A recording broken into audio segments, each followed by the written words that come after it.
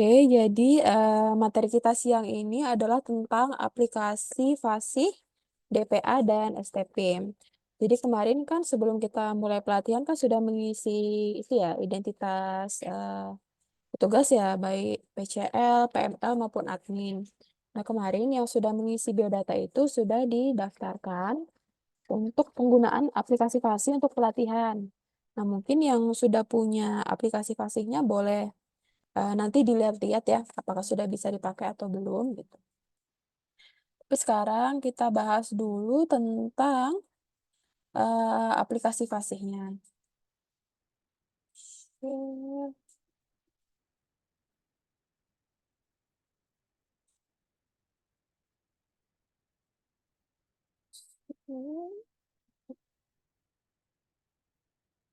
Oke, udah kelihatan ya Bapak Ibu ya materinya. Oke.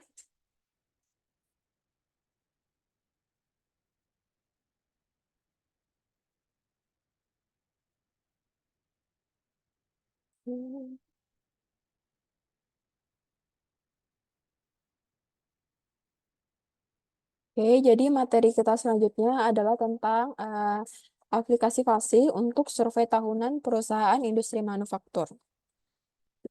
Hmm. Jadi seperti yang sudah sering kita bahas sejak kemarin sampai pagi ini, untuk pelaksanaan survei STPIM itu salah satunya adalah dengan metode CAWI. Nah, CAWI ini dilakukan melalui email blast. Nah, nanti opsinya ada dua. Yang pertama, responden mengisi mandiri sampai submit. Ataupun bisa responden mengisi sebagian maupun responden tidak mengisi sama sekali. Nah, kalau responden yang mengisi mandiri sampai submit ini aman ya, berarti nanti admin fasihnya tinggal melakukan pemeriksaan di fase SM apakah datanya sudah lengkap, sudah benar gitu. Sedangkan untuk responden yang mengisi sebagian atau bahkan sama sekali tidak mengisi, ini nanti kita harus menghubungi atau melakukan kunjungan ke perusahaan yang belum respon email blast atau ketika terdapat isian tidak lengkap, tidak wajar, dan tidak konsisten. Selanjutnya, manajemen fasih. Jadi, dalam kegiatan STPIM 2024, terdapat peran yang terkait dengan penggunaan aplikasi fasih, yaitu admin pusat, admin provinsi, dan juga admin kabupaten kota. Admin ini tugasnya adalah untuk mengelola aplikasi baik di level provinsi, kabupaten, dan pusat. Nah, admin memiliki kewenangan yang berbeda-beda dengan level wilayahnya. Nah, untuk admin provinsi itu tugasnya adalah untuk mendaftarkan admin kabupaten kota. Kemarin sudah didaftarkan ya Bapak Ibu.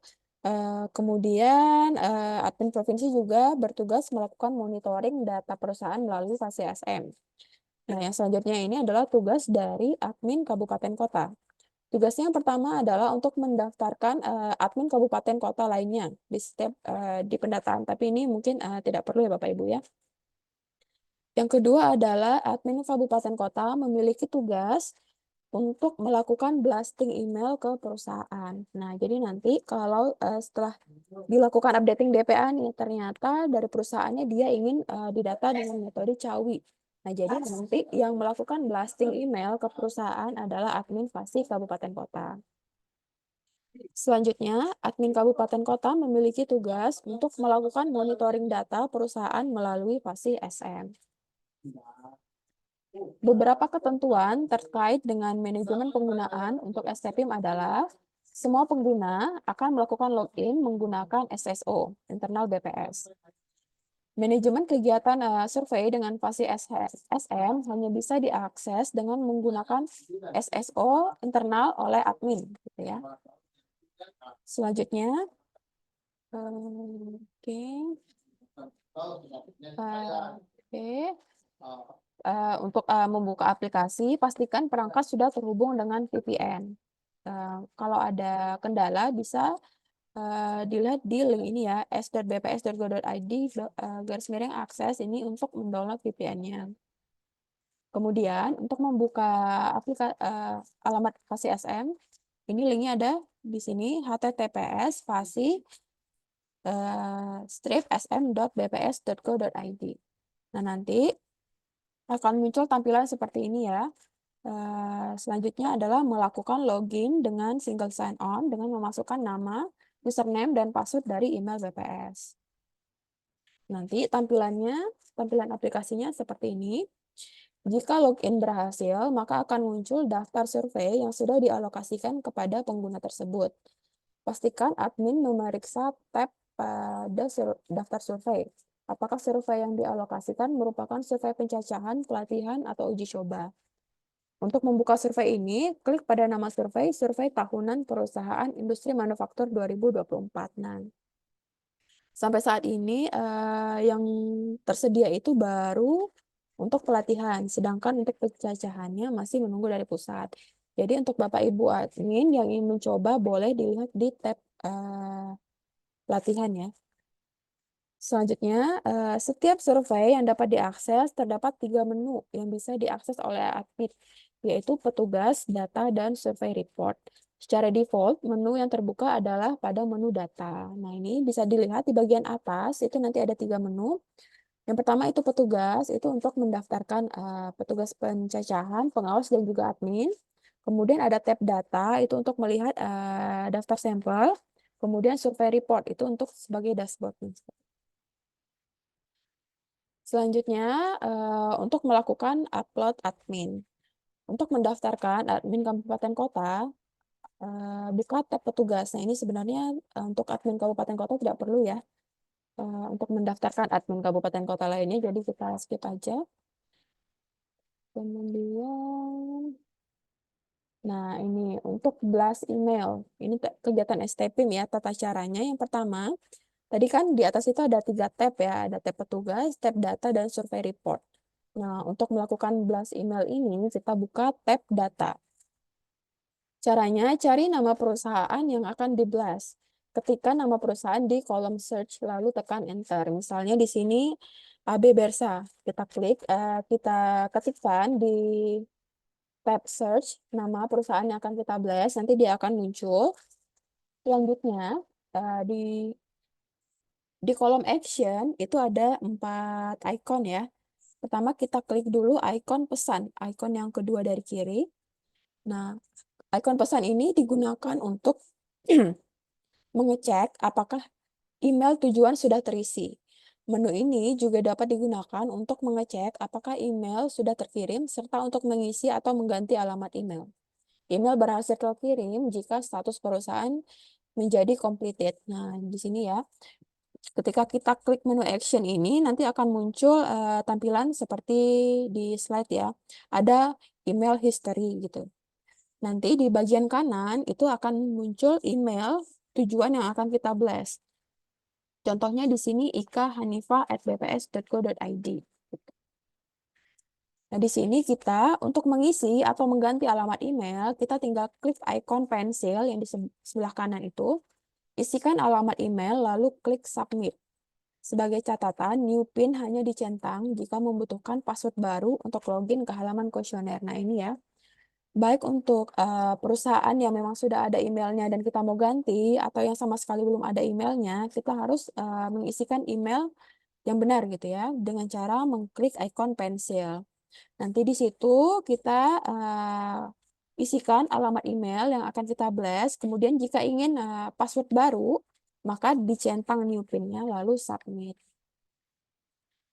Selanjutnya, kalau sudah kita klik submit, maka akan muncul konfirmasi pengisian atau penggantian alamat email. Lalu kita bisa klik ya. Selanjutnya akan muncul notifikasi berhasil mengganti alamat email dan email akan berubah. Nah, ini contohnya tadi ya. Awalnya dia emailnya itu adalah ika.hanifah@bps.go.id. Misalnya nanti ternyata perusahaan itu kontak personnya sudah berubah nih menjadi Aulia Akbar. Nah, kita ganti emailnya. Setelah selesai submit, dia akan berubah seperti ini. Emailnya berubah menjadi auliaakbar@bps.go.id. Kemudian selanjutnya adalah untuk melakukan blast email. Caranya dengan mencentang assignment perusahaan. Jadi di kolom yang paling kiri itu kita centang untuk baris perusahaan yang akan di blast. Kemudian klik ikon pesawat di bagian atas, lalu pilih email by selection. Kemudian akan muncul konfirmasi sebelum mengirim email. Klik kirim email, dan sebagai catatan, new pin hanya dicentang jika membutuhkan password baru untuk login ke halaman kuesioner. Kemudian muncul notifikasi jika pengiriman email berhasil. Nah, jadi cukup sederhana ya Bapak Ibu untuk blast email ini. Pertama kita tinggal update aja alamat emailnya tadi dengan mengklik ikon pesan yang ada di kolom paling kanan. Kemudian jika emailnya sudah update, kita kembali ke halaman data tadi dan kita centang assignment yang akan kita blast di kolom yang paling kiri. Lalu diklik menu pesawat di bagian atas, email by selection, dan kirim email. Nah, itu. Kemudian untuk mengecek apakah benar sudah terblast atau belum, kita bisa klik lagi ya di menu pesan tadi. Di menu pesan itu nanti akan muncul histori pengiriman emailnya. Kalau sudah berhasil di blast, nanti statusnya akan berubah menjadi completed. Kemudian selanjutnya adalah review data perusahaan. Jadi nanti ketika kita sudah melakukan blast email, perusahaan akan mendapatkan link untuk mengisi data. Kemudian jika perusahaan tersebut sudah submit, maka nanti admin Fasi bertugas untuk melakukan review data yang sudah dikirimkan oleh perusahaan. Caranya adalah dengan mengklik tab data, kemudian cari nama perusahaan yang ingin dibuka. Tinggal diklik saja di menu search, lalu nanti akan muncul kode identitasnya. Dan kalau kita klik di kode identitasnya itu, maka akan muncul halaman seperti ini. Untuk melakukan review, bisa langsung klik tombol review yang ada di bawah. Selanjutnya akan muncul isian data perusahaan. Admin dapat memeriksa isian dan mengedit data yang sudah disubmit apabila diperlukan.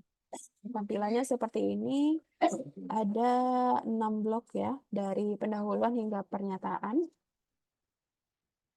Sini, di bagian kiri atas nanti akan ada tombol edit. Jika misalnya data yang dikirim perusahaan itu masih ada yang ekstrim, atau ada yang kosong, atau ada yang tidak konsisten, nah itu bisa diedit.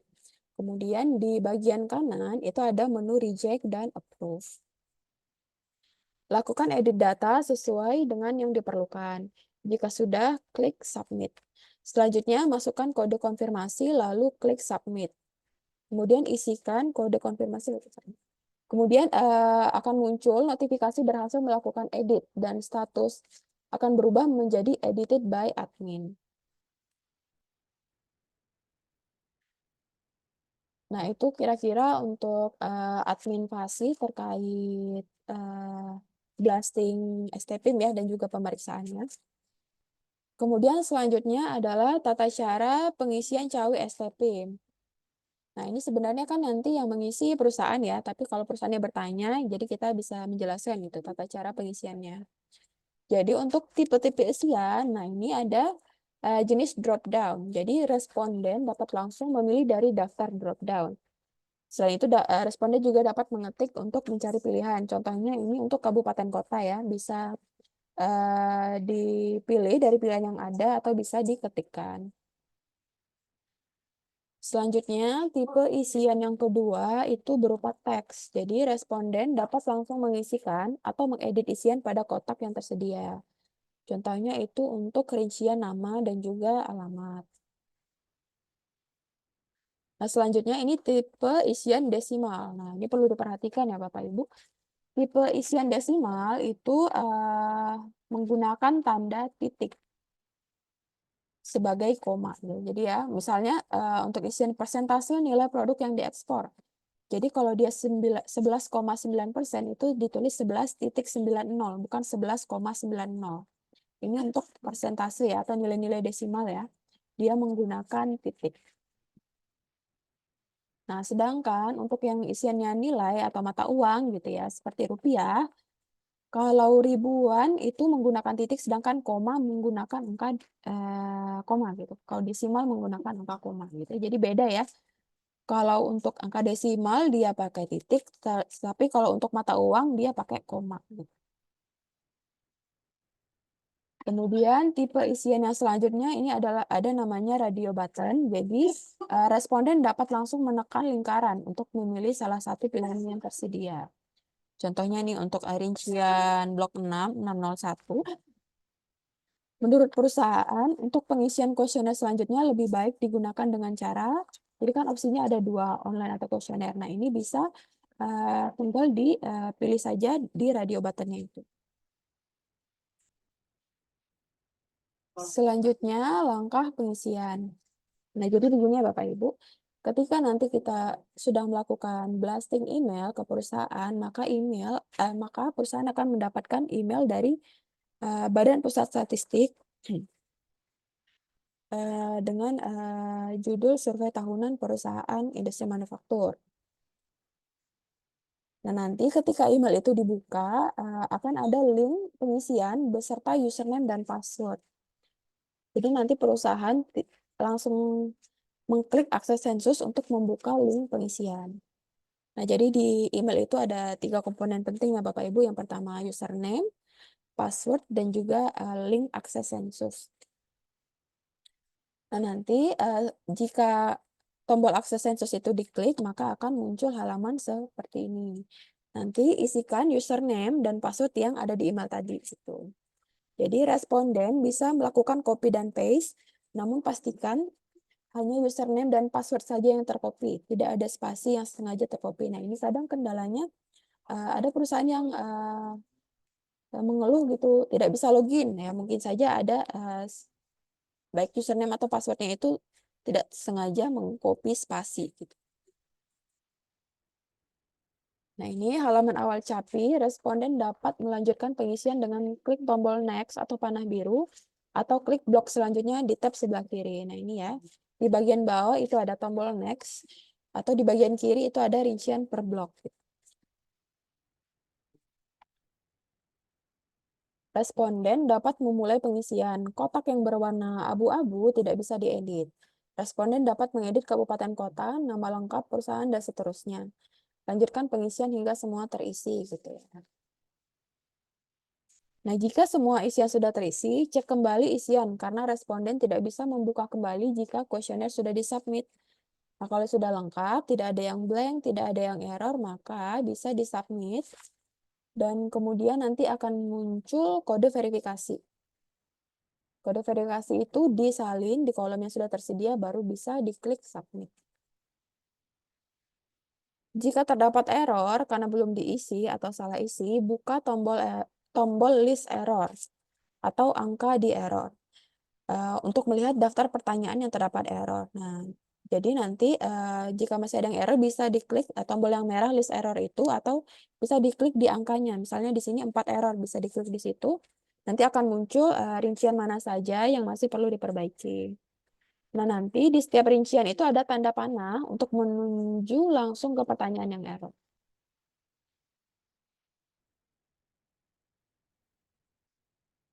Nah, untuk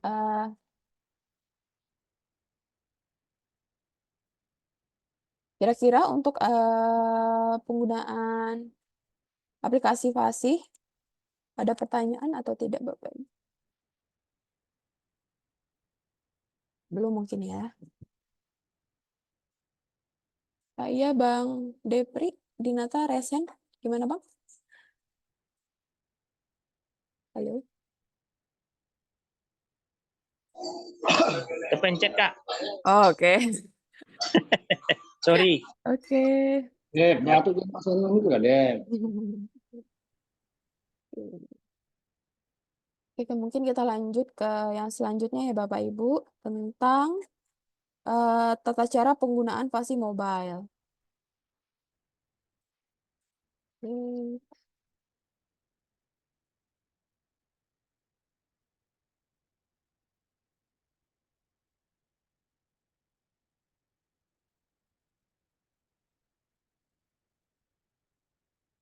Oke, nah ini Fasih Mobile ini digunakan oleh PCL dan PML ya Bapak Ibu untuk mendata DPA gitu. Nah, ini Bapak Ibu yang ikut pelatihan sekarang ini sudah mendownload aplikasi Fasih atau belum? Kalau yang belum mungkin bisa coba di-download di ini ya, di Play Store. Nah, ini untuk menggunakan aplikasi Fasi Mobile ada beberapa spesifikasi perangkat yang harus dipenuhi. Yang pertama, operation systemnya minimal Android Oreo ya, minimal Android 8 Oreo. Kemudian layar minimum 5 inci dan prosesor minimum 1,4 GHz quad-core. Kemudian RAM minimum 4 GB dengan space free itu minimal 3 GB dan memori internal 32 GB dengan data free-nya 3 GB. Kemudian aplikasi Fasi Mobile ini juga membutuhkan koneksi internet. Koneksi internet ini digunakan untuk login, sinkronisasi, unduh form gear, unduh assignment, dan perubahan assignment, kirim data, dan approval data. Selanjutnya juga GPS ya, jadi ketika menggunakan aplikasi Fasi Mobile, harus dipastikan GPS-nya aktif.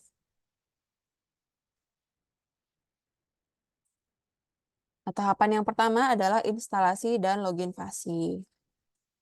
Nah, untuk yang belum punya aplikasi Fasi, bisa di-download di Play Store dengan cara mengetikkan Fasi pada kolom pencarian. Nah, logonya seperti ini.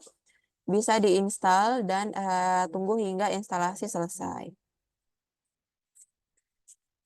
Ketika sudah selesai diinstal, maka kita bisa membuka aplikasi Fasi. Nah, kita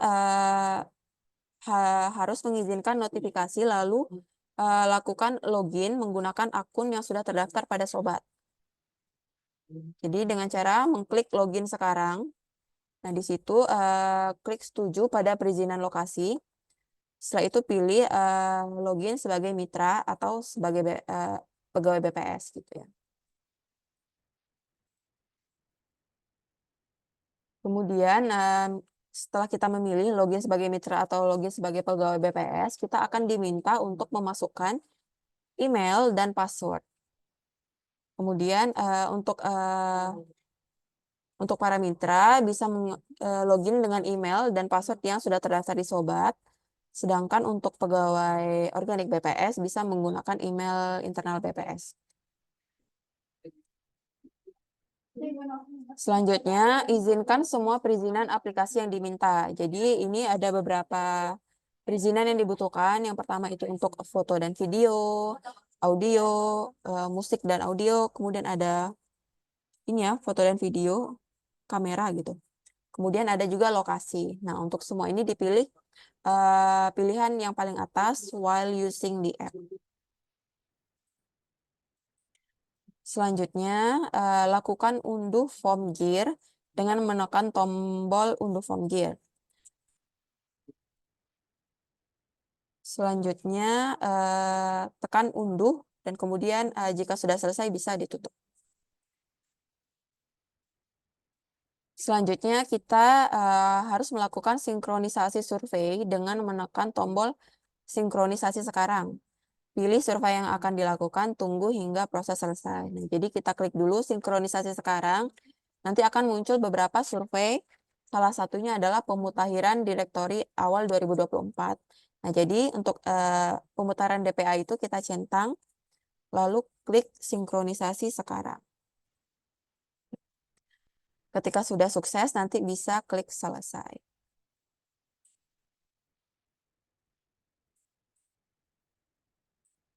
Setelah itu, kita bisa melakukan unduh assignment dengan menekan tombol unduh. Tunggu hingga proses selesai. Setelah itu akan diarahkan ke halaman daftar survei. Nah, kalau kita sudah download assignment, nanti akan muncul di halaman depan Fasi kegiatan pemutahiran direktori perusahaan awal 2024.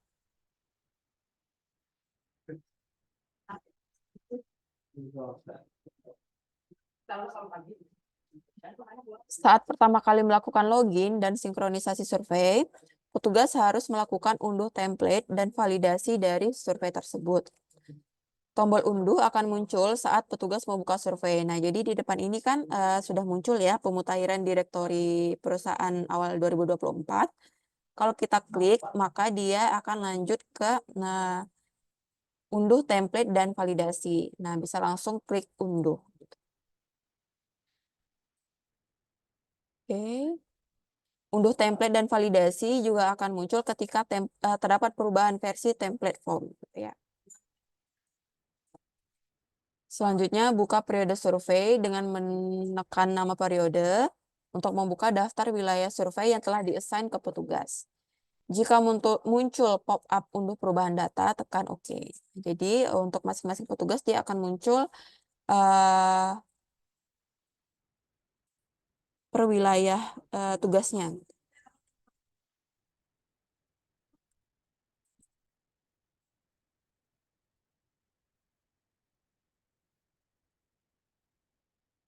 Contohnya di sini tadi dia ada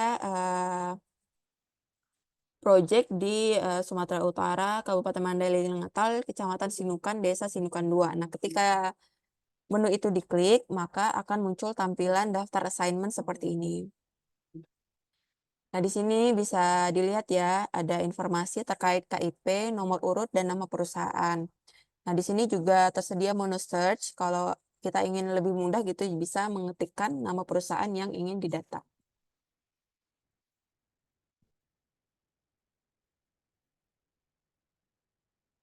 Selanjutnya, tata cara pengisian. Untuk membuka assignment, kita bisa mengklik tanda plus di samping kiri assignment, lalu nanti akan muncul tampilan seperti ini, bisa klik aksi, lalu klik buka.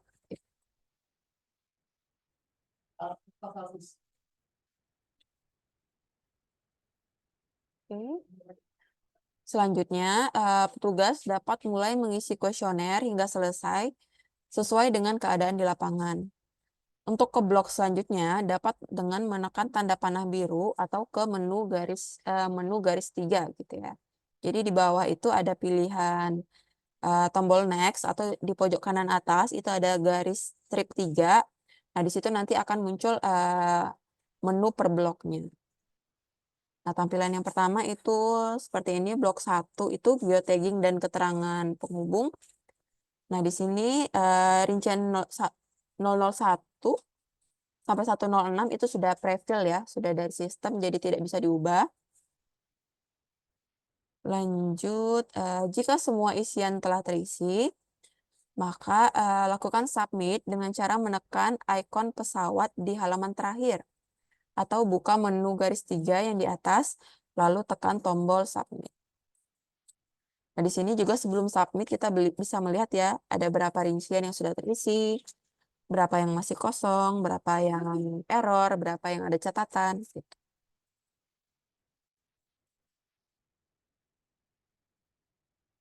Jika masih terdapat error, tombol akan berwarna merah.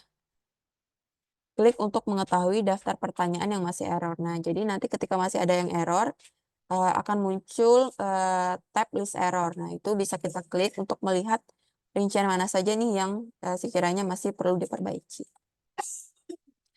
Nanti jika kita klik list error, akan muncul daftar kesalahan apa saja.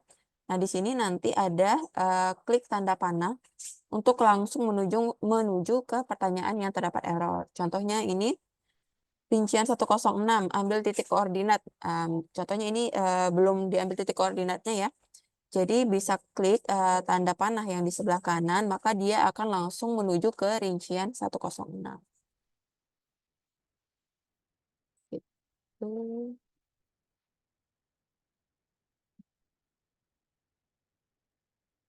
Selanjutnya, jika sudah tidak ada error, kembali lakukan submit.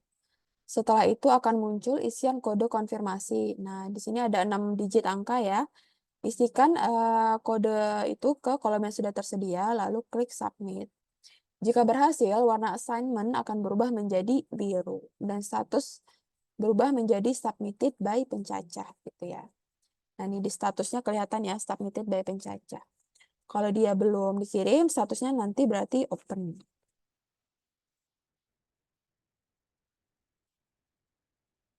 Nah, di sini tipe-tipe isian tadi sudah sempat disinggung juga ya. Di sini ada disable text box. Nah, ini untuk blok 1 nih, rincian tentang identitas perusahaan. Jadi, text box yang berwarna abu-abu itu merupakan data prelist dan tidak bisa diedit oleh perusahaan. Selanjutnya ada tipe isian yang text box ya. Jadi ini harus diisi secara manual oleh petugas. Contohnya ini nama perusahaan terkini dan juga NIB. Nah, tadi mengingatkan lagi ya untuk perusahaan-perusahaan yang tidak ada NIB-nya, tinggal isikan kode angka 0 sebanyak 13 kali. Tuh. Sedangkan untuk perusahaan yang ada NIB-nya bisa langsung diisikan. Kemudian ada tipe isian radio button ya. Jadi pertanyaan berbentuk pilihan yang hanya dapat dipilih salah satu. Contohnya ini untuk pertanyaan 201, bagaimana kondisi perusahaan di tahun 2024? Nah, ini harus dipilih salah satu dari kode 1 sampai 8.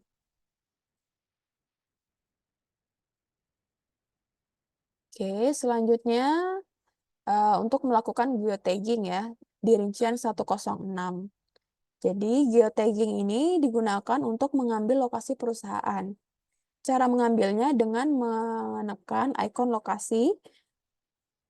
Ya, jadi di sebelah kanan rincian 106 itu ada ikon lokasi, jadi tinggal diklik, nanti akan muncul dua pilihan. Bagaimana Anda ingin mengambil lokasi, jadi bisa ambil langsung atau dengan membuka peta.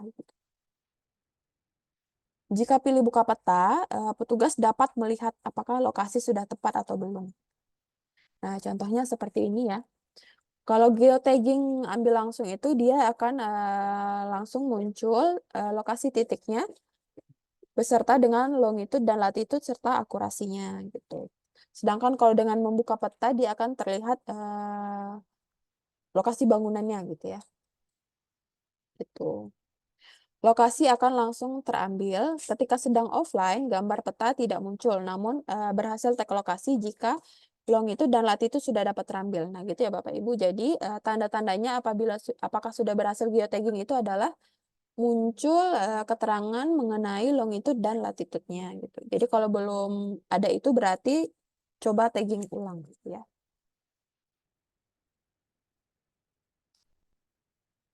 Selanjutnya foto perusahaan rincian 107. Jadi caranya adalah dengan mengklik ikon gambar yang ada di sebelah kanan. Nah, untuk mengambil gambar ini ada dua metode. Yang pertama adalah dengan mengambil foto dari galeri atau dengan membuka aplikasi kamera gitu. Jika memilih galeri, maka foto dipilih dari galeri HP petugas. Sedangkan jika memilih kamera, maka kamera akan terbuka dan petugas dapat mengambil foto. Gini ya. Sini ada sedikit catatan. Petugas dapat menghapus dan mengambil ulang foto dengan menekan ikon sampah. Jika foto sudah sesuai, lakukan upload foto dengan menekan tombol upload. Setelah foto di-upload, petugas masih dapat menghapus dan upload ulang foto gitu ya. Jadi mungkin fotonya buram atau gimana bisa dihapus dan ambil foto ulang. Nanti ketika fotonya sudah berhasil terupload, maka statusnya akan berubah menjadi uploaded. Kemudian di sini juga ada menu namanya remark. Jadi remark digunakan ketika terdapat isian yang sudah sesuai, namun masih mengalami error, sehingga assignment masih dapat disubmit. Remark tidak dapat dihapus dan dikirim bersama dengan kuesioner. Pengawas dapat melihat remark dari pencacah. Nah, misalnya nih kita udah isi rinciannya, tapi ketika kita mau kirim, itu masih error, padahal sebenarnya kondisi isiannya itu sudah benar. Nah, di sini kita bisa mengisi remark ya, di sebelah kanan itu, kita isikan catatannya, apa misalnya, oh kondisi sudah sesuai dengan kondisi perusahaan, seperti itu. Jadi nanti ketika pengawas memeriksa, remark ini akan muncul, sehingga bisa diperiksa oleh pengawas gitu. Muncul catatannya gitu.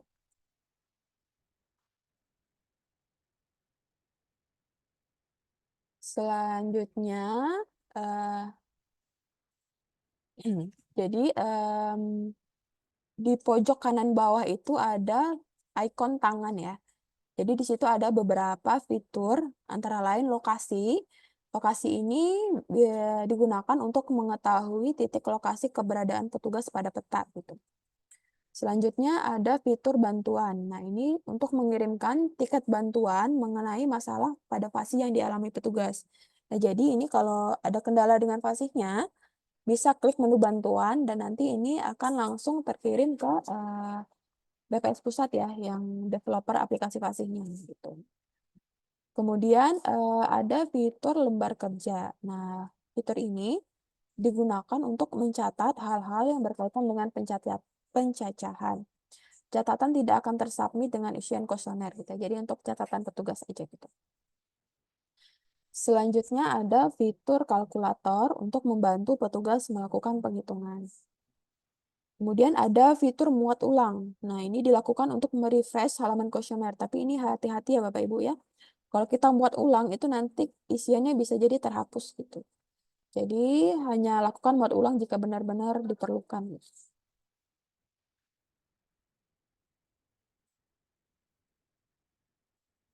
Selanjutnya adalah approval pengawas. Untuk langkah login hingga sinkronisasi sama dengan pencacah ya. Jadi pertama pengawas kalau yang belum punya aplikasi fasihnya download dulu di Play Store, sinkronisasi ulang sampai nanti muncul survei updating DPA 2024 gitu. Tahapannya sama dengan pencacah tadi. Izin, Mbak. Ya Pak? Kalau seandainya kita tadi kan muat ulang kan, hilang. Tapi catatan kita ada untuk perusahaan itu. Apakah nanti kita ke perusahaan itu atau kita buat catatan apa? Kita salin catatan kita tadi, Mbak. Oh, jadi ini muat ulang ini misalnya sama sekali Hilang. belum pernah submit sama sekali ya Pak ya? Iya, iya. Hmm. Oh, gitu. Kalau dia ternyata benar betul-betul isiannya hilang, kan kita tetap perlu ini ya, foto dan juga geotagging ya, dan itu kan hanya bisa dilakukan di lokasi perusahaan gitu Pak. Jadi ya walaupun ada catatan tetap perlu geotagging di lokasi itu gitu. Oh, ngulang lagi ya, nak?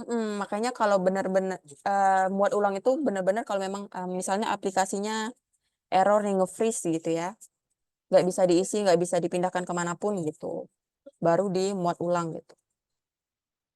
Sebisa mungkin nggak usah muat ulang gitu Pak, sampai submit. Kalau udah submit kan tetap tersimpan gitu ya Pak ya. Oke, Mas. Ya Pak, oke lanjut. Izin Mbak Fikri. Iya, Mbak Fikri, terkait dengan fasih sepanjang yang saya ketahui sampai dengan saat ini, fasih itu kan masih belum mengakomodir double role ya. gimana? Artinya kalau misalkan dia double role, Oh iya, misalkan iya. sebagai admin dan juga sebagai PCL. Iya. Nah, yang terjadi di saya itu kebetulan saya sebagai admin Podes. Jadi SSO-nya terdaftar di admin Podes gitu. Sementara yang didaftarkan untuk pelatihan di fasih kemarin SSO saya juga gitu, Mbak. Jadi nggak bisa dibuka formnya. Oh iya, nah ini juga kendalanya ya. Jadi setahu saya juga fasih itu satu akun hanya bisa untuk satu role gitu. Kalau dia sudah jadi admin tidak bisa jadi PML atau PCL gitu ya. Solusinya berarti bisa pakai akun dummy, Mas Hendra. Jadi bisa mendaftarkan email lain yang belum pernah didaftarkan di fasih gitu. Berarti penyampaian emailnya di form yang identifikasi petugas kemarin itu ya, Mbak? Iya, Oh, ya, oke. Terima kasih. iya. Ya, ada pertanyaan lagi kira-kira? Oke, kalau nggak ada kita lanjut ya Bapak Ibu ya. Jadi yang selanjutnya ini adalah tentang metode approval oleh pengawas. Jadi untuk menginstal dan juga membuka aplikasinya masih sama dengan petugas pencacah tadi ya. Cuma nanti di sini ketika diklik assignment, kita klik aksi, kemudian lanjut klik buka, maka akan muncul dokumen DPA yang sudah diisi oleh pencacah. Nanti pengawas dapat mulai memeriksa isian dari pencacah mulai dari blok pertama hingga akhir. Jika sudah selesai melakukan pemeriksaan isian, maka nanti pengawas bisa mengklik logo tangan, ikon tangan yang ada di pojok kanan bawah. Lalu di situ ada menu approval ya. Fitur yang paling atas itu approval. Nanti di sini pilihannya ada dua, yaitu reject atau approve. Ya, jadi berarti nanti pengawas mengklik tombol approve jika isian sudah sesuai dan tidak perlu diubah lagi oleh pencacah. Dan klik tombol reject jika masih terdapat isian yang perlu diubah oleh pencacah. Pengawas dapat memberikan catatan perbaikan dengan mengisi remark pada isian yang perlu diperbaiki. Konfirmasi approve atau reject dengan menekan tombol iya. Nah, ini ya berarti nanti kalau approve berarti sudah selesai gitu. Kalau reject berarti nanti proyek perusahaan itu akan kembali ke pencacah untuk dilakukan perbaikan. Nah, nanti setelah dilakukan perbaikan bisa submit ulang. Selain itu, pengawas juga dapat melakukan revoke approval atau membatalkan approval dengan cara yang sama saat melakukan approve. Nah, jadi misalnya nih, suatu perusahaan itu sudah di-approve oleh pengawas, tapi ternyata ketika diulik lagi ternyata masih ada yang salah. Nah, itu bisa dibatalkan approval-nya dengan cara mengklik logo tangan yang ada di pojok kanan bawah, kemudian klik menu approval. Nah, nanti di situ akan muncul menu untuk unapprove. Jadi kalau sudah unapprove itu dia projectnya akan kembali ke pencacah untuk diperbaiki. Nah, selanjutnya di icon strip 3 yang di kanan bawah itu juga ada fitur info warna assignment ya. Jadi warna assignment ini akan berubah sesuai dengan approval pengawas. Jika approve, warna berubah menjadi hijau, dan jika reject, dia akan berubah menjadi merah.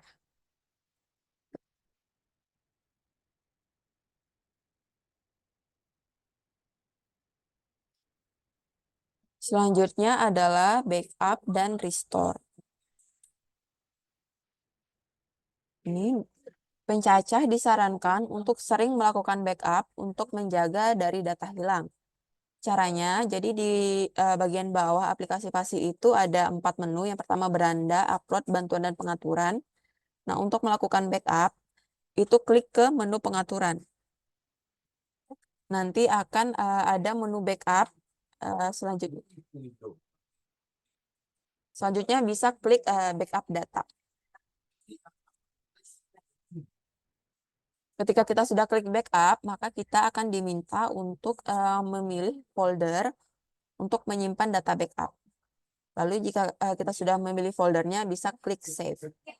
Jika berhasil, akan muncul notifikasi sukses. Klik kirim untuk mengirimkan file backup, klik tutup untuk menyelesaikan proses backup. Selanjutnya restore. Restore ini dilakukan jika diperlukan saat pencacah mengalami kendala pada perangkat yang digunakan. Lakukan restore data terlebih dahulu sebelum melakukan pencacahan. Nah, misalnya nih ada petugas yang di tengah-tengah pendataan HP-nya rusak gitu. Nah, jadi bisa di backup dari HP yang lama kemudian di restore ke HP yang baru. Caranya hampir sama dengan backup tadi, tinggal klik menu pengaturan, kemudian pilih menu backup dan pilih menu restore data di HP yang barunya. Klik iya, kemudian pilih file backup yang akan dilakukan restore. Jika berhasil akan muncul notifikasi sukses. Nah, terima kasih. Kira-kira Bapak Ibu gimana dengan penggunaan aplikasi Fasihnya? Apakah ada pertanyaan? Ada yang sama sekali belum pernah pakai aplikasi Fasih? Izin Mbak Fitri nanya. Iya, Pak. Saya raise hand tapi gambar handnya nggak nampak ya. Oh iya, gimana Pak Pur? Makasih atas waktunya. Selamat siang Bapak Ibu semua mengganggu nih. Iya, Pak. Gini Mbak Fitri, ini yang saya pahami ya. Nanti kalau salah mohon dikoreksi. Untuk updating kita lakukan dengan Fasih, gitu ya. Kemudian nanti untuk pencacahan sampel yang itu pakai dokumen ya. Kalau untuk STPIM-nya ada 2 opsi, bisa PAPI dengan kuesioner atau bisa CAWI Oh, Papi melalui email. atau Cawi gitu ya. Iya, betul. Kemudian gini, ini terkait dengan resources yang ada di kami, kemudian kesulitan wilayah gitu ya. Untuk updating itu apakah memang harus kunjungan ke lokasi atau tag lokasi tadi bisa pakai peta gitu dilakukan di kantor gitu bisa atau enggak? Nah, ini sama ya pertanyaannya dengan Pak Fred kemarin ya, yang kilang Oh, sagunya itu tanya ya. banyak di wilayah pesisir yang sulit dijangkau. Nah, gitu. Sebenarnya untuk geotagging ini kan ada 3 rincian ya itu ya, ada longitude, latitude, dan ada akurasi ini, akurasi. Berarti kan dia bisa di-tag kalau akurasinya rendah gitu. Berarti kan di lokasi itu gitu. Tapi untuk ya memang nggak bisa dipungkiri ya emang lokasinya tersebar di kabupaten kota gitu. Mungkin ada beberapa yang sulit dijangkau. Nah, ini kemarin gimana Pak Riri solusinya? Oh, kemarin udah ditanyain ya? Iya, tapi Ya, belum. ini Saya nggak menyimak. ya tapi dari kabupaten yang berbeda, bolehlah. Oh gitu ya. Eh, baik, saya coba menanggapi hari ini ya. Tadi saya sudah coba chat dengan pusat ya, tapi belum mendapat jawaban pasti karena secara SOP yang seperti disampaikan Mbak Fitri bahwa memang tagging di lokasi perusahaan. Eh, Kondisinya ya, saya sampaikan juga ke pusat bahwa di Meranti itu salah satunya kilang sagu ya. Saya udah screenshot, saya kirim ada 23 kilang pribadi ya, ditambah satu perusahaan sagu. Saya udah kirimkan ke pusat. Saya lagi menunggu jawaban ini. Jadi mudah-mudahan ada solusi. Nanti bagaimana solusinya akan saya kabari Pak Pur ya, Pak Fred dan teman-teman yang lain. Saya rasa kalau tidak dicarikan solusi bisa jadi yang dibilang Pak Fred bahwa ini bisa jalan di tempat, bisa nggak bergerak gitu ya.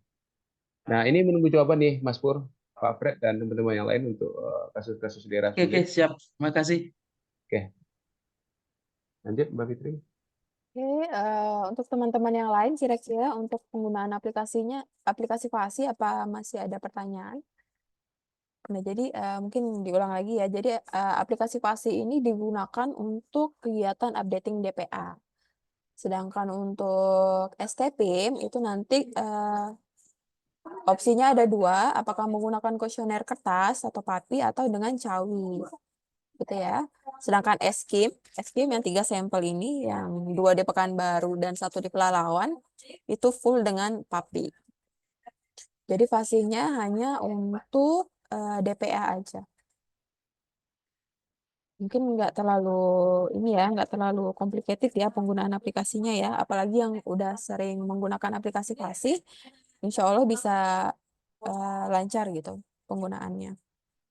Nah, Bapak Ibu kira-kira udah ada yang coba cek aplikasi fasihnya? Udah ada yang muncul belum untuk kegiatan pelatihan DPA-nya? Yang email yang sudah didaftarkan di daftar peserta kemarin udah didaftarkan sebagai petugas. Ini ya. Oke, mungkin kalau udah ada yang install aplikasi fasih boleh dilihat ya. Oke, sementara kita lanjut ke materi yang terakhir nih, tentang tata cara penggunaan fasih SM.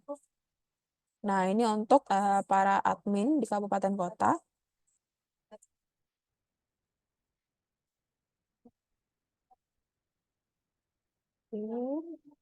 Nah, ini jadi fasih SM ini digunakan untuk ini ya, mendaftarkan PCL dan PML di kabupaten kota, kemudian juga untuk memblasting email STPIM ke perusahaan gitu.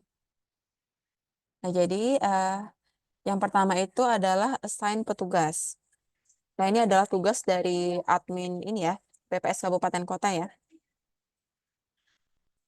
Jadi akun yang digunakan sebagai admin kabupaten hanya akun SSO atau internal BPS.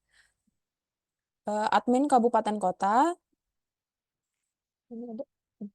admin kabupaten kota bertugas untuk mengassign pengawas dan pencacah. maupun admin kabupaten lain kalau diperlukan. Tapi ini kayaknya nggak usah ya. Jadi kalau ada admin kabupaten kota yang ingin didaftarkan, bisa lapor aja ke BPS Provinsi. Nanti BPS Provinsi yang akan mendaftarkan adminnya. Jadi admin kabupaten kota tinggal mendaftarkan PCL PML dan juga memblasting email ke perusahaan yang memilih untuk cawi gitu. Maaf, nih slide-nya jalan-jalan. Akun yang digunakan oleh petugas, pencacah, dan pengawas adalah akun SSO eksternal yang sudah terdaftar di Sobat, kecuali jika petugas merupakan pegawai organik. Akun menggunakan SSO internal BPS. Gitu.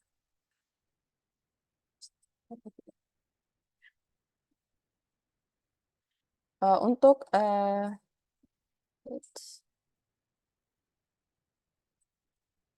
pengawas bertugas sebagai pemeriksa hasil pendataan yang telah diisi lengkap dan telah disubmit ke server oleh pencacah. Hasil pemeriksaan dari pengawas berupa approval atau reject dari data assignment pencacah. Pencacah merupakan petugas lapangan yang bertugas mewawancarai responden dan menginput data ke dalam aplikasi, serta melakukan submit data ke server, baik pada kegiatan listing maupun kegiatan pencacahan. Oh, ini enggak ada. Oke, pencacah memiliki tugas untuk memastikan bahwa data assignment yang dikerjakan sudah di-approve. Nah, untuk assignment petugas, para admin kabupaten kota login ke Pasi strip sm.bps.go.id, pastikan VPN-nya sudah tersambung, dan selanjutnya login dengan email yang sudah didaftarkan sebagai admin. Nah, nanti di sini akan muncul survei yang sudah dialokasikan kepada pengguna tersebut. Pastikan admin memeriksa tab pada daftar survei. Apakah survei yang dialokasikan merupakan survei pencacah, pelatihan, atau uji coba.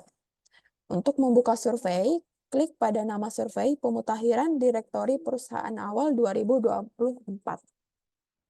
Pastikan nama survei sudah sesuai. Nah, ini ya Bapak Ibu. Untuk saat ini yang tersedia itu baru di mode pelatihan. Sedangkan untuk pencacahannya belum muncul. Nanti kalau sudah muncul akan kami kabarkan lagi.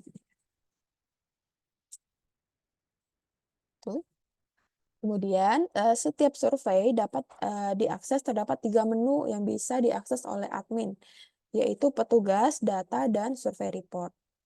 Nah, secara default dia akan membuka tab data ya.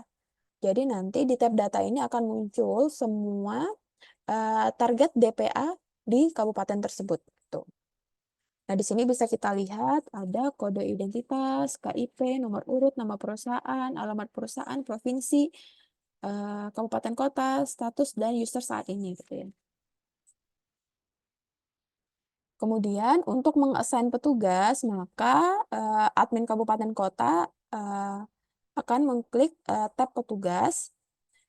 Nah, di sini bisa mendaftarkan petugas, baik itu petugas pencacahan, pengawas, admin kabupaten maupun admin provinsi. Tapi untuk admin kabupaten kota hanya bisa mendaftarkan admin kabupaten kota lain dan juga petugas ya.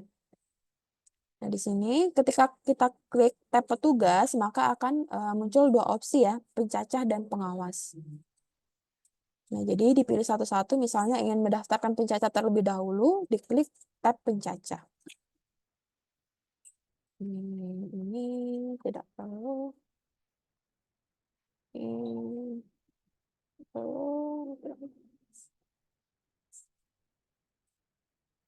Nah, ini untuk melakukan assign petugas, admin bisa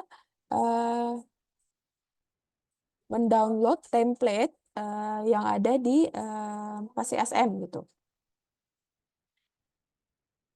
Nah, template-nya seperti ini ya, nanti akan muncul kolom provinsi, kabupaten kota, kecamatan, desa, email pengawas, dan email pencacah. Nah, ini berarti nanti harus sudah ada ini wilayah kerja masing-masing gitu. Pencacahnya siapa, pengawasnya siapa, lengkap dengan wilayah tugasnya. Nah, ini yang akan diisikan oleh admin kabupaten kota ke template yang sudah diunduh tadi. Nah, ini pastikan tidak mengubah format template yang disediakan. Hanya perlu mengisikan saja dan pastikan juga untuk pengisian semua rincian tidak ada kesalahan. Nah, ini tadi ya, untuk rincian provinsi, kabupaten, kecamatan, desa, itu pastikan tipe datanya adalah string ya. Nah, selanjutnya, jika sudah selesai mengisi template, bisa disimpan. Selanjutnya, admin bisa mengupload template tersebut ke Fasi SM dengan cara melakukan browse, kemudian pilih file template yang sudah diisi tadi, kemudian klik upload.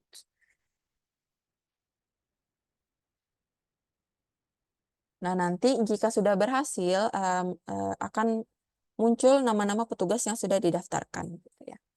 Lengkap dengan wilayah tugasnya. Selanjutnya bisa melakukan assign pengawas juga. Tapi tadi kalau sudah assign pencacah kan sudah ada nama pengawasnya juga ya. Biasanya sudah langsung sekaligus terisi ke tab pengawasnya juga. Nah, nanti di tab pengawas juga akan muncul petugas yang menjadi pengawas beserta wilayah tugasnya.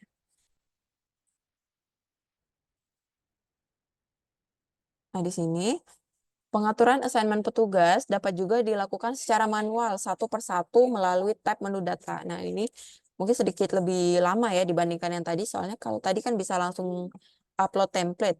Kalau yang menu ini satu persatu gitu. Nah, caranya adalah dengan memilih salah satu desa atau kelurahan pada daftar desa atau kelurahan, kemudian tandai dengan cek, kemudian bisa klik menu assign di bagian atas dan pilih assign by selection. Nah, jadi harus dicentang nih satu persatu ya. Memang tidak direkomendasikan ya metode yang ini. Kemudian setelah itu pilih nama petugas baik pencacah maupun pengawas pada halaman konfirmasi assignment by selection, kemudian tab tombol assign. Jika pada assignment sudah terdapat petugas yang diassign, lalu ingin mengganti petugas, maka lakukan urutan yang sama. Namun saat memilih pengawas dan pencacah, checklist ganti petugas, lalu klik assign.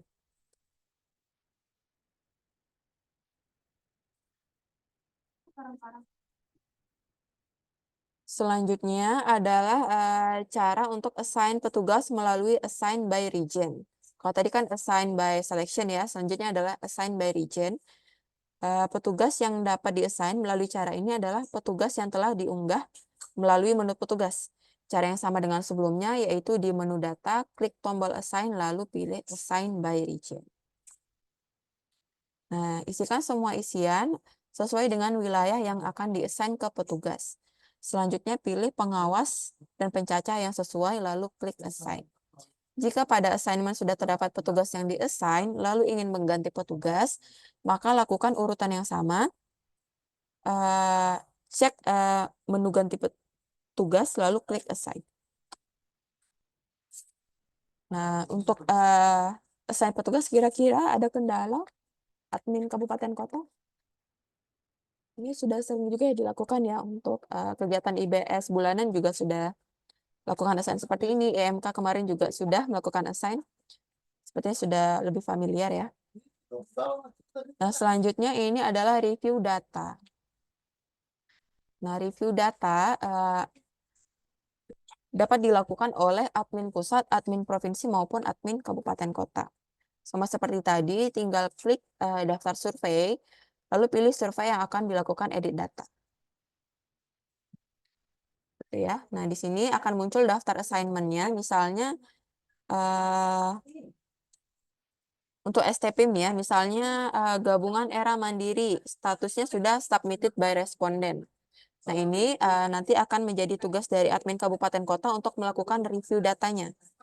Tinggal klik kode identitas, maka akan muncul tampilan seperti ini ya. Menu review. Jadi untuk melakukan review tinggal klik menu di pojok kanan bawah. Admin akan diarahkan ke halaman isian assignment atau perusahaan.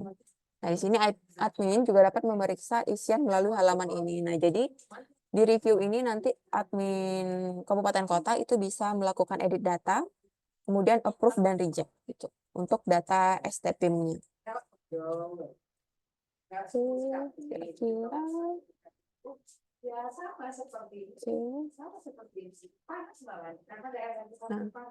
di sini admin kabupaten kota kira-kira tugasnya sudah jelas belum Bapak Ibu? Jadi tugasnya yang pertama itu adalah nanti mendaftarkan petugas PCL dan PML kegiatan updating DPA ya, mengesan petugasnya. Kemudian nanti setelah itu untuk pendataan STP, admin Fasi ini juga bertugas untuk melakukan review data. Jadi data yang sudah disubmit oleh responden, jika respondennya memilih Cawi ya. Tadi kan metode pendataan STP ada dua, bisa melalui PAPI, bisa melalui Cawi. Kalau perusahaannya memilih Cawi, berarti nanti admin BPL, admin Fasi Kabupaten Kota ini bertugas untuk memblasting email. Kemudian setelah datanya disubmit oleh responden, admin Kabupaten Kota juga bertugas untuk mereview data yang sudah disubmit tersebut. Gitu. Nah, nanti ketika melakukan review ini, admin bisa melakukan edit isian, dan juga bisa meng-approve dan mereject isian yang dikirim oleh perusahaan. Kira-kira ada pertanyaan sejauh ini? Oke.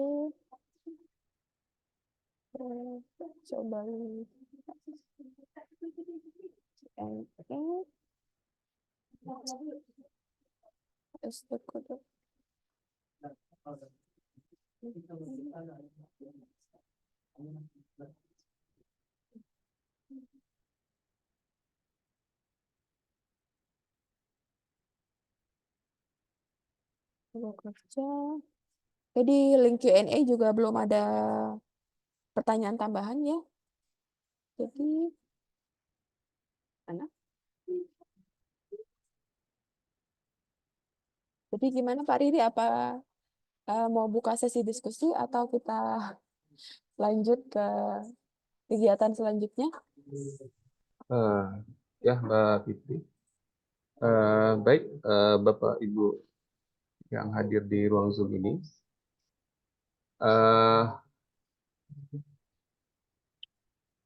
Hari sudah jam 2.19 ya. Kita masih punya waktu. Mungkin dari Bapak Ibu masih ada yang mau ditanya. Kami persilahkan.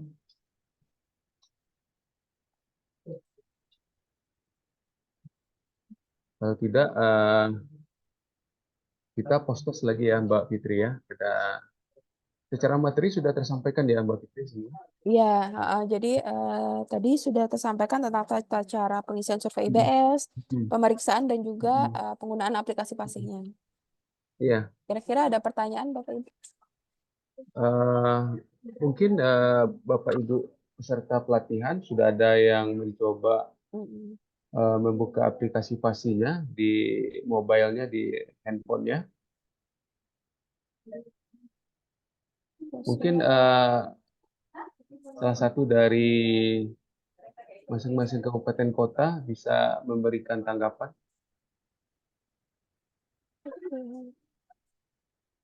Mungkin dari tim Kuansing sudah ada yang mencoba. Mbak Ova dengan timnya. Belum ada sih Pak. Belum Tapi ada kalau ya. adminnya udah ada masukin kalau admin. Ya, jadi di sana ada disediakan oleh apa ya? Kita bisa melakukan uji coba ya untuk penggunaan Fasi untuk kegiatan updating DPA. Bapak Ibu bisa dicoba ya nanti atau sekarang juga, siapa tahu tadi ada yang coba-coba ya. Ini untuk berapa hari Mbak Fitri? 9 hari kayaknya Pak. 9 hari ya. Dan secara jadwal sebenarnya besok Bapak Ibu ya, setelah admin bisa mengassign petugas ya, mengalokasikan target-target untuk masing-masing petugas, besok sudah bisa bergerak Bapak Ibu. Ya, tapi jangan lupa ya, bekali petugas kita dengan surat tugas, ya.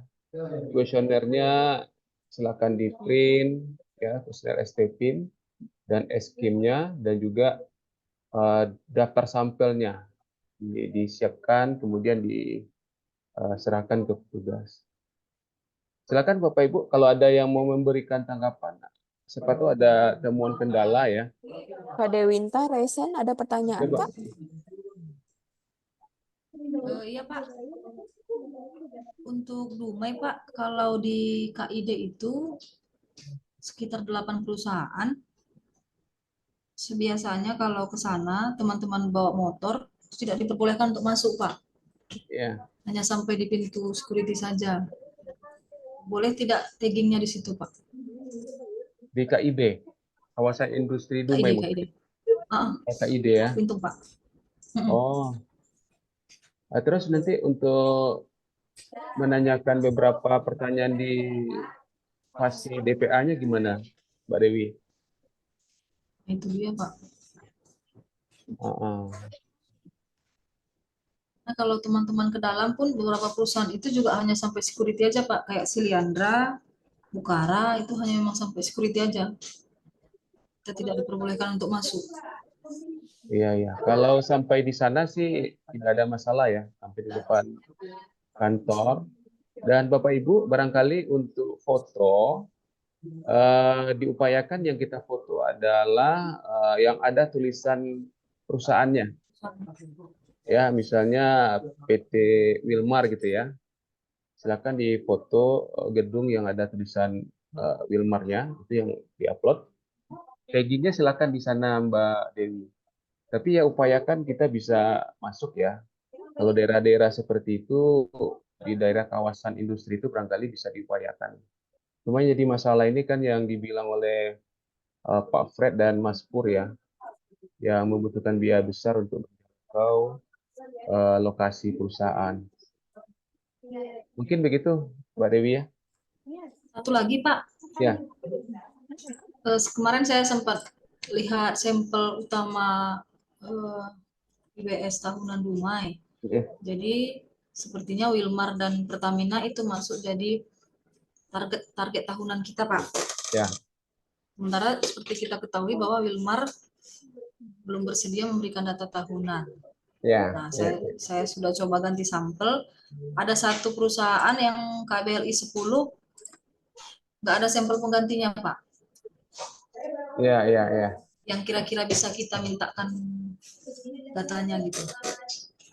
Iya, iya. Yang tersisa hanya si First Resource Pak. Yang susah ditemui kan, berarti habis Pak. Ya.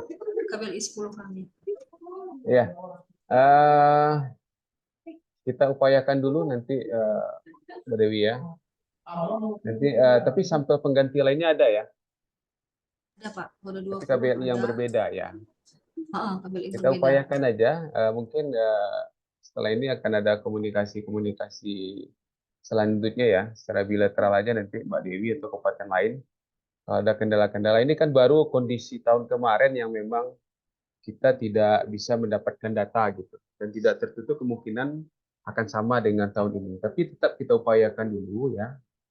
Siapa tahu ada angin segar, angin perubahan dari manajemen, atau mungkin ada trik-trik baru dari teman-teman kabupaten kota ya, sehingga bisa kegiatan STPIM ataupun SKIM ini bisa lebih lancar lagi. Tapi nanti kita diskusikan Mbak Dewi ya.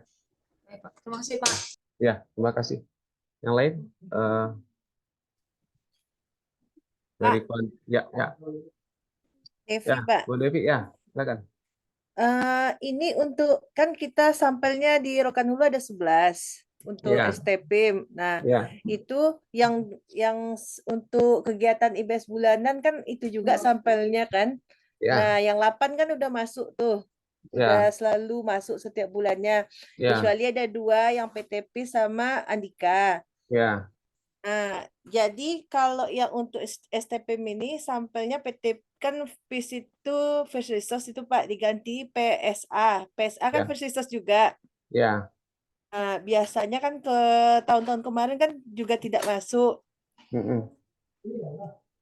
Kendalanya sama lah Pak, karena Persisos juga. Ada Ya, batasan nggak Pak? Sampai kapan? Kan kita ada jadwal nih, Mei, ya. Juni. Nah, kapan gitu kita limitnya, kita usahanya? Sebulan, 2 Ah, minggu, 3 minggu. Nah, baru kita ke pengganti. Karena kan kalau kita menuju mengganti sampel, kan ada syarat-syaratnya. Kemarin tuh Bapak sampaikan kapan untuk ya? STP. Ya, kalau Ya, dia ya, aktif nggak mungkin langsung ganti ke sampel pengganti, karena dia aktif. ya, ya. Artinya kalau yang tidak bisa ditemui itu yang baru bisa diganti ya. Iya, nah Nah, itu kan kalau jadinya memang nanti tapi non ini kan respon, bisa ditemui, cuma tidak perusahaannya bisa bersedia. ditemui tapi tidak memberikan pengisian kuesioner kan begini. Begitu ya. Iya, iya. Ada Ya, batasan nggak Pak? Sebulankah jadwalnya sampai kita memutuskan seperti ya. apa gitu? Ini tidak ada batasan sih. Karena batasannya adalah kita diminta untuk terus mengupayakan. Nah, tentu tidak mungkin upaya sampai berkali-kali berkunjung ya. Eh, Mm-mm. Nanti kita koordinasi aja, Mbak Diti. Saya juga nggak dikasih informasi batasannya sampai kapan oleh pusat ya. Nanti kita upayakan dan mungkin di monitoring yang seperti itu coba dikunjungi aja dulu ya. Setelah secara jadwal memang 2 bulan ya. Nah, sampai 2 bulan itu kalau tidak juga masuk berarti dia non respon kan begitu. Karena dia statusnya aktif.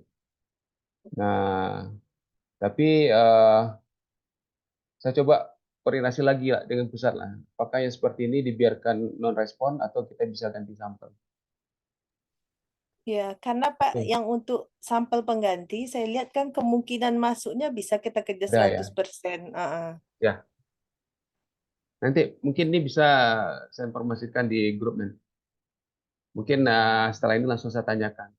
Karena seperti beberapa perusahaan yang udah bisa dipastikan gitu ya. Apakah kita bisa langsung ganti sampel? Nantilah itu pun pusat tidak berani memberikan jawaban langsung di awal ya. Barangkali ada waktunya mungkin setelah seminggu nanti mungkin pusat kita sampaikan kendala-kendala, mudah-mudahan ada solusinya. Sama dengan yang kayak di Meranti ini ya, saya juga barusan dapat balasan chattingnya terhadap perusahaan-perusahaan yang memang sulit dijangkau. Ini diminta kepada kepala kabupaten kotanya untuk bisa menjelaskan dalam bentuk surat gitu ya. Ada surat pernyataan bahwa daerah-daerah tersebut memang sulit dijangkau, kemudian aksesnya memang sulit dijangkau, dari sisi pembiayaan juga tidak mungkin untuk dilakukan gitu. Nah, nanti untuk kasus-kasus seperti ini ya, ini secara chatting aja dulu. Saya belum menanya lebih detail gitu ya. Sehingga taggingnya nanti bisa dilakukan di mana petugas bisa. Ini menjadi pertanyaan, di mana petugas bisa ini bahasanya ngambang gitu ya. Ini baru masuk nih chattingnya. Artinya nanti untuk beberapa kasus ini akan lebih detail lagi saya tanyakan. Termasuk yang ditanyakan oleh Bu Devi tadi. Mungkin begitu, Bapak Ibu semua. Pak Riri, Ya, izin Pak Riri. ya Pak Fred. Ya, nampaknya ada kabar baik juga nih. Apa yang disebut Pak Riri tadi. Ya. Tadi kami sempat komunikasi juga sama pimpinan. Ya. Karena tadi kami pengennya ini membuat semacam rincian biaya ke sana gitu. Siapa Ya. tahu siapa tahu dari provinsi bisa membackup atau pusat bisa membackup gitu kan. Kalau memang harus ke sana kan. Tapi kalau dengan yang kondisi terakhir yang Pak Riri bilang, ya mungkin bisa lah nanti kami usahakan dimanapun stagingnya ya. Berarti Ya. kami harus membuat surat pernyataan gitu ya. Ya, ada surat sebagai biar secara SOP tidak menyalahi kita gitu. Oke, Jadi sip. ada bukti pendukung lah, dokumen pendukung gitu ya. Berarti kami tujukan ke provinsi Pak Riri ya. Nanti Pak Fred, ini baru sebatas chatting, saya akan menanyakan lebih detailnya.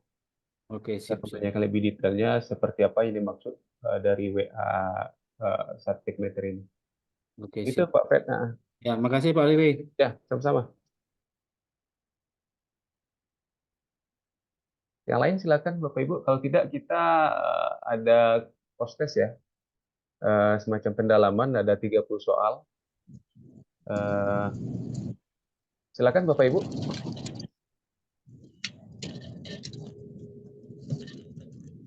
Izin Pak, Ya, silakan. dari Kuancing Pak. Ya, gimana Bang Depri? Gini Pak, terkait kami sebagai mitra ya Pak ya, Ya, kondisi jarak tempuh yang lumayan dan cukup jauh, kira-kira untuk akses atau untuk jaminan keselamatannya ada enggak Pak kira-kira gitu. Pokoknya masukin di jaminan ketenaga kerjaan kan. Mana tahu ya kita siapa sih yang mau celaka, kan tak ada yang mau celaka. Sejauh alhamdulillah dari tahun-tahun sebelumnya kami masih di IBS yang untuk tahunan alhamdulillah kami lancar kan. Ya, Bang Depri. Mintaan kami kira-kira bisa enggak untuk disamakan dengan sensus, kan ada jaminan BPJS Kerjaan. Ya. Nah, kira-kira bisa dimasukin enggak itu Pak? Terima kasih Pak. Ya, baik. Terima kasih Bang Depri atas keterlibatan Bang Devi ya di tahun-tahun sebelumnya di aktivitas industri besar sedang. Jadi untuk menjawab pertanyaan Bang Devi terkait asuransi ya, ini sebenarnya adalah sesuatu hal yang penting ya bagi kita petugas lapangan, apalagi bagi mitra kita. Tapi untuk kegiatan-kegiatan survei ini memang belum sampai pada tahap itu diakomodir oleh instansi kita, Bang Devi. Dan ini mungkin menjadi masukan yang yang setiap saat juga serasa pimpinan kepala BPS Kabupaten Kota dengan pimpinan provinsi juga selalu berdiskusi terkait ini ya. Karena ini terkait dengan anggaran dan pertanggungjawaban gitu ya. Nah, untuk sampai saat ini Bang Depri untuk kegiatan IBS tahunan ini belum ada gitu, belum sampai ke sana. Ya, kita sih berdoa mudah-mudahan ya tidak ada musibah ya. Mudah-mudahan tidak ada musibah, kita diberi kelancaran dalam berkegiatan ini ya. Mudah-mudahan lancar sampai kegiatan ini selesai. Mungkin itu Bang Devi. Amin. Nah.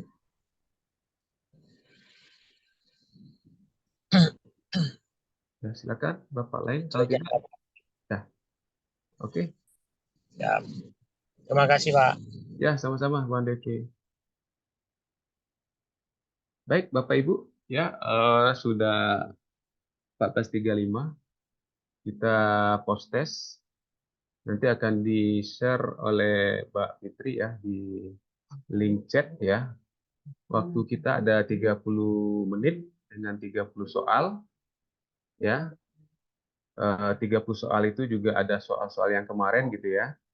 Jadi ada tambahan 15 soal lagi. Mudah-mudahan pelatihan kita di 2 hari ini sudah bisa menambah pengetahuan Bapak Ibu ya terkait konsep pengisian kuesioner sehingga hasil post-testnya bisa lebih baik lagi. Jadi Bapak Ibu silakan dibuka chat di Zoom-nya. Soal sudah di-share oleh Mbak Fitri.